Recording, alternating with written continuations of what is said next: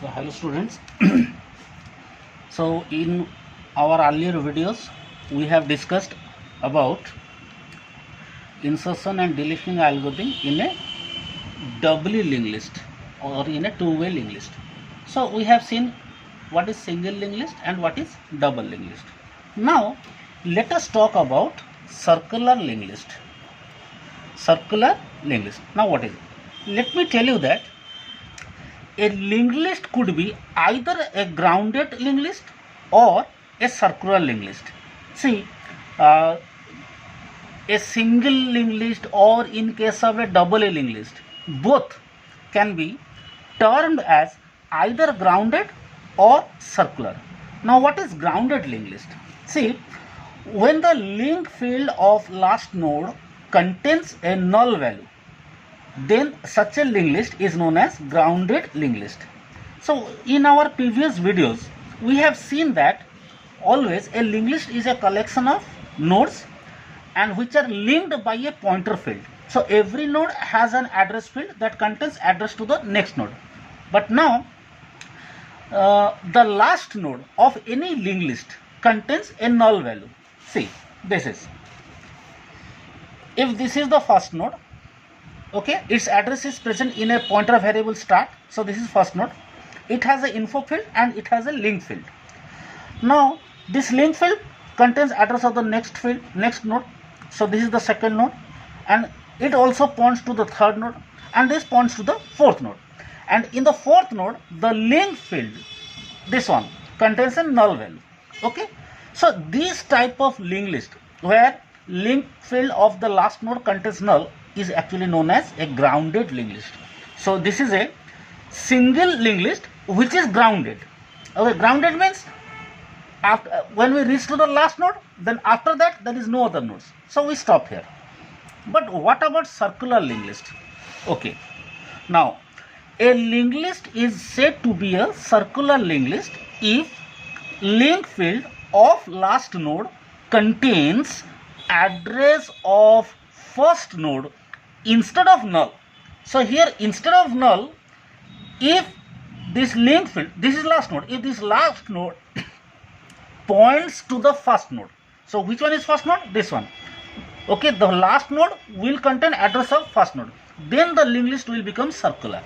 Okay, so we say, in other words, in a circular linked list the last node points to the first node. Okay, now how it is possible? Let us see.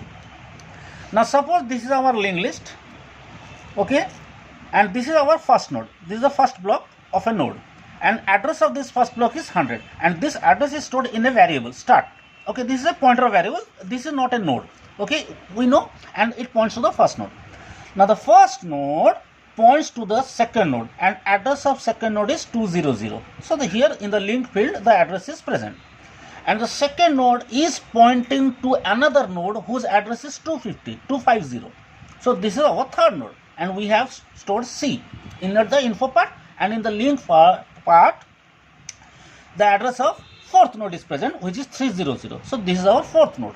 Now I am saying that this is last node.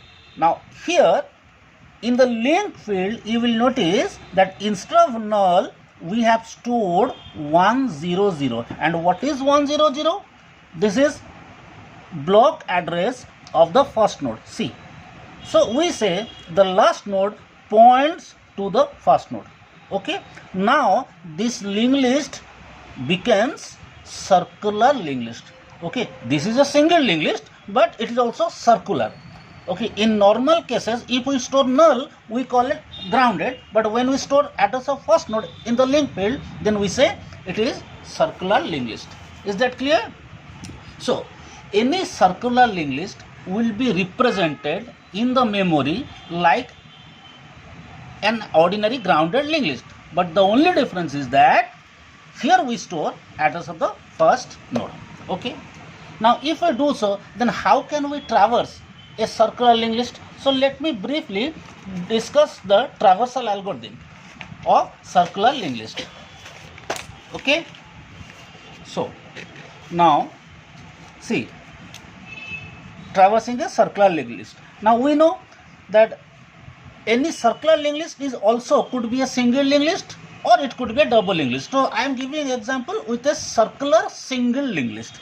So we must have a node structure. So there must be struct node. This is the structure that must be defined to represent a linked list in the memory. Now there must be an integer info part. See, info part could be not only integer, it could be float or it could be character, it could be of any data type. Okay, but there must be a link field. Now if I am maintaining a single linked list, then definitely there will be only one address field and we call it link. Okay, and if we are representing a doubly linked list, circular doubly linked list, then we need two address field. But I am explaining a circular single linked list, traversing in a circular single linked list. Okay, this is our node structure. Then we'll write the algorithm. So name of the algorithm is traverse underscore C list. So here C stands for circular. Now what are the information, what are the parameter that should be passed to this algorithm? Simple, address of the first node. So how can we get it? Struct node asterisk start. Okay, so this is where I can store the address of the first node. Okay guys, now let me give you with a diagram. So suppose this is our linked list. Now how can we perform traversing? Now to perform traversing means we have to visit each node and we have to process or print its info part. So to visit each node, what we will do, we will write begin, and here we will use a pointer variable ptr equal to start. So now if this is the linked list, so value of ptr where I stored start. See, I have stored ptr equal to start. So the value of ptr will become 100. Okay. Now what is the first step that I must perform? To traverse I must implement a loop, but unlike a single linked list, I cannot write here that while ptr not equal to null. That cannot be written because here there is no null value. So how can we use it? Let me explain first. Now the first of all, if I visited the first node, then I can apply process to ptr of info. So this is the steps. Okay, and after processing the info part of the first node, I have to perform ptr equal to ptr of link. So this statement will update the value of ptr. So if this right now ptr is 100, the first step, see, the first step apply process ptr of info. So which one is info part of 100? A. So output will be A. Now when I perform ptr equal to ptr of link, so what is ptr of link? See, if this is ptr right now, what is its link part? 200. So 200 means it gives the address of the second node. So now this value will be 200 and 200 will be assigned in ptr. So instead of 100 it will become 200. Now I will repeat the step so that I can process the info part of ptr. So this is now, since ptr is 200, its info part is b, so it will generate b. Okay, now in order to apply repetition, I need a loop statement here, but here I cannot use while loop, because if I perform while, see, if I perform while ptr not equal to start, if I write ptr not equal to start, then it will be incorrect, because initially already I have assigned start in ptr. So in the first instance this condition will become false. See, let me explain you once again. If I see, in normal circumstances we used to write while ptr not equal to null. This is the situation where we write in the single linked list, but here there is no null value. So you might be thinking that instead of null, let us write start.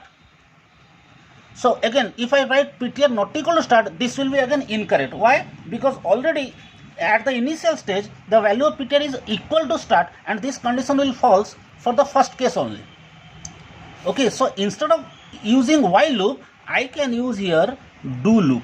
So I can start do, so that straight away my program enter into my loop statement. So this will be executed for the first time only if ptr not equal to null. See, when the list is empty, then definitely value of start will be null. So here we should write a statement before implementing do loop, that if ptr not equal to null. So why I have written this statement, if ptr not equal to null? Because initially I have assigned ptr equal to start. So if there is no list at all, then traversing is not possible. In that case, the value of start definitely must be null. So when initially suppose there are no list, okay, then value of start instead of 100, it should be null. So in that case, in ptr a null value will be assigned. Okay, so I will say if ptr not equal to null, then I will apply a do loop.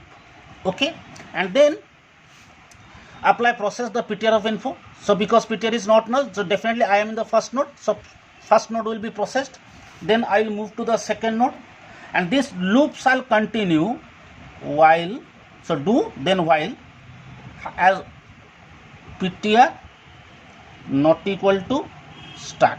So here I can write ptr not equal to start. Why? Because the moment I enter into the do loop, see, suppose initially ptr is start. So suppose ptr is 100, so start. Okay, the moment I enter into the do loop, I will process the ptr of info. So this one will be processed, and then the value of ptr is changed. So value of ptr change means it now points to the second node, so which is not the start. So in that case, when we apply while loop, this condition will become true, because ptr not equal to start. Once ptr reaches to second node, it is not equal to start. So this condition will hold true, and it will move to the do block. It will comes to the beginning, and again the second node will be processed. Then ptr will move to the third node. So then ptr will move to the third node. After processing the second node, it will move to the third node, and then again while ptr not equal to start. So when ptr reaches to third node, again it is not equal to start, so it will come back here. Then the third node will be processed. Then ptr equal to ptr link means it will move to the fourth node.